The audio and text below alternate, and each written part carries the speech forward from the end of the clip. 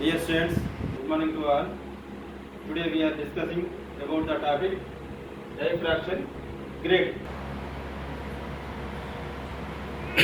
Grating. Already we can explain about the grating. Grating అంటే ఒక small size glass పైన small size glass పైన 1 centimetre వ్యాసంలో 1 centimetre వెడల్పులో సుమారు 15,000 గీతలు గీయబడి ఉంటాయి.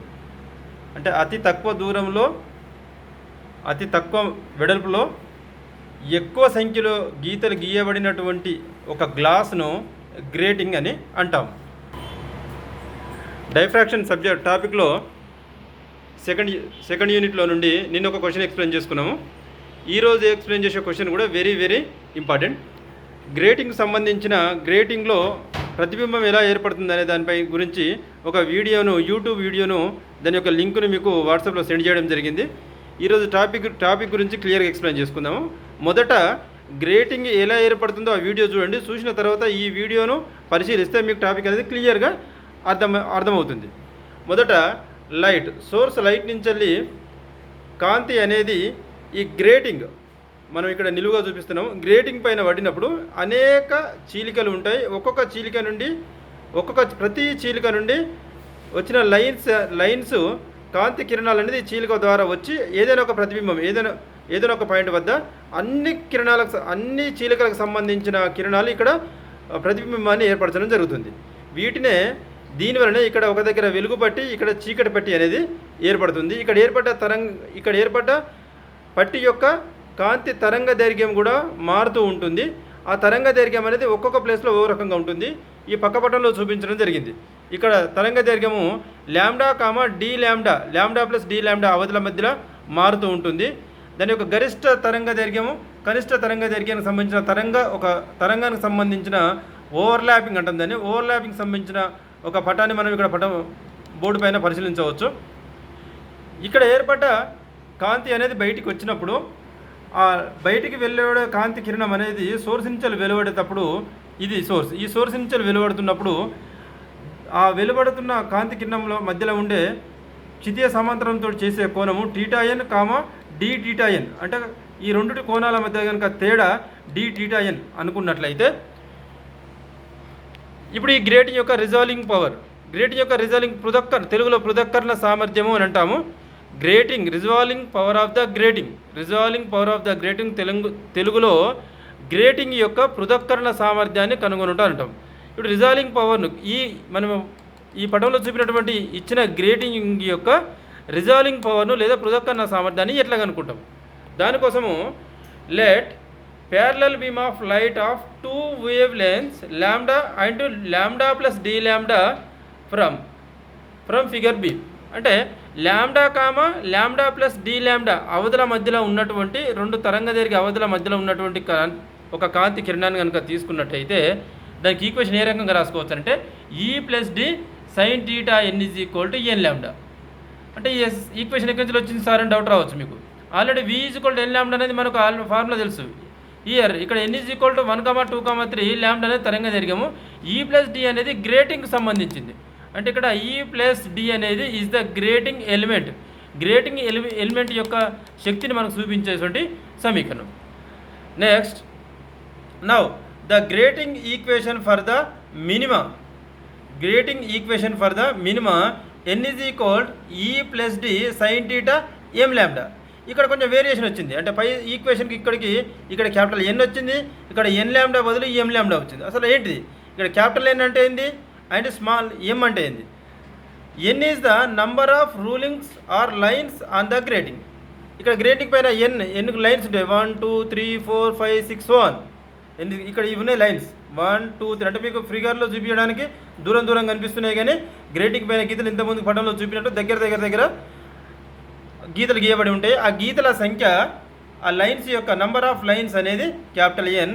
And next one the first minima lambda adjacent to nth principal maxima of lambda plus d lambda. This is the maxima lambda plus d lambda. theta is also increasing, it will be obtained for m comma small n into capital N plus 1. ఇక్కడ మీరు అర్థం చేసుకోవాల్సింది ఏంటంటే ఎప్పుడైతే ల్యాండా value పెరుగుతుందో theta value కూడా దానికి అనురూపకంగా పెరుగుతూ వస్తుంది.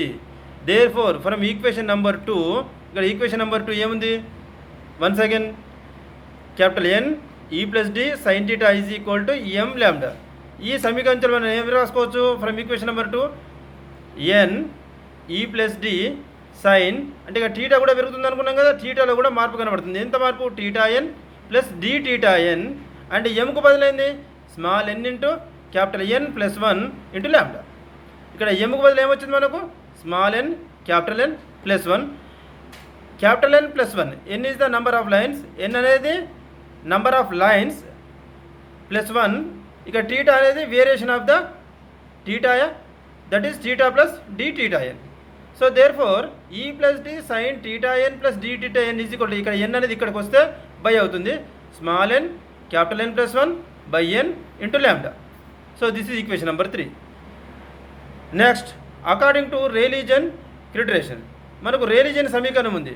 రెండు తరంగ దైర్ఘ్య అవధుల మధ్యలో any two wavelength difference between the two wavelengths, Rayleigh నుంచి వెళ్ళి ఒక సమీకరణం మనకి ఇవ్వడం జరిగింది ఆల్రెడీ. రెండు తరంగ దీర్ఘాల మధ్య ఉన్న భేదానికి సంబంధించి అది e plus D sine theta N plus D theta n is equal to n into lambda plus d lambda. ఇది మనకు సెకండ్ ఇయర్లోనే క్వాంటమ్ మెకానిక్స్లో ఈక్వేషన్ వస్తుంది. ఏంది? Variation of the wavelength, that is n into lambda plus d lambda. So from equation number 3, 4 you can write like n into capital N plus 1 by capital N lambda is equal to n into lambda plus d lambda from equation number 3, 4. Equation number 3, 4 n into capital N plus 1 by n into lambda is equal to n into lambda plus d lambda. ఈ n into lambda plus d lambda ఎక్కడి నుంచి వచ్చింది? From Rayleigh equation, from Rayleigh equation. Therefore from equation number 3, 4 n into capital N plus 1 by capital N into lambda is equal to ఈ small ఎన్ into lambda plus d lambda. ఈ సమీకరణంలో మనకి ఏమొస్తుంది? దీన్ని విడదీసి రాస్తే ఎన్ ఇంటూ క్యాపిటల్ ఎన్ plus lambda plus n into lambda plus d lambda into n. ఇక్కడ n lambda small ఎన్ into capital n lambda, small ఎన్ into capital n lambda cancel అవుతాయి, ల్యాండా బై డి ల్యాండా ఇటు బై అవుతుంది, lambda by D lambda is equal to small N into capital N. కానీ మనకు already resolving power, grating యొక్క resolving power, but resolving power of R of the grating is equal to lambda by D lambda. General equation ఏంది? ఏదైనా resolving power, grating సంబంధించిన resolving power సమీకరణం general equation ఏంది అని అంటే lambda by D lambda general equation. దాన్ని ఇక్కడ lambda by D lambda ఏం రాసుకుంటున్నాము? ఆర్ ఈజ్ ఈక్వల్ టు, ఇది resolving power of the grating, R is equal to small N into capital n. ఇక్కడ small n value from equation number 1 small n వాల్యూను ఇందులో substitute చేస్తే R is equal e plus D sine theta N by lambda into n. ఇక్కడ మనకు రాసుకోలేదు, equation ఎక్కడి నుంచి రాసినామంటే from equation number 1 small n value substitute on this equation we get capital R is equal e plus D sine theta N by N into lambda. This is the resolving power of the grating. This equation shows the resolving power of the grating.